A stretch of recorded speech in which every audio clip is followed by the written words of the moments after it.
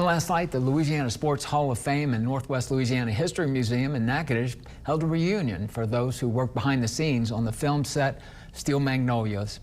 The panel answered questions from the audience and shared stories about what the 1989 film means to them and Central Louisiana. I had a phone call saying they want to scout in Natchitoches for Steel Magnolias. So I got in my car and drove to Baton Rouge, and this guy from California followed me back to Natchitoches.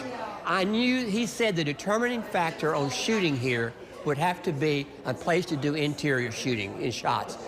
So I thought to myself, well, now I can help do something about that. The P.E. Majors building had a big room they used for teaching how to do sports on a rainy day.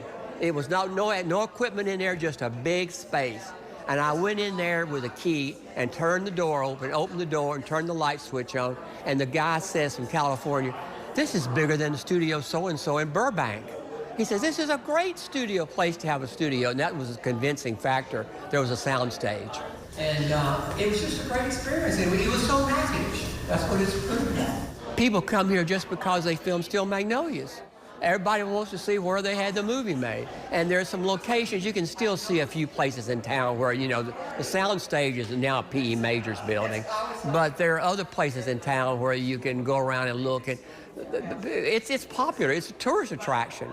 I think all of us here have some strong Steel Magnolias in their own life.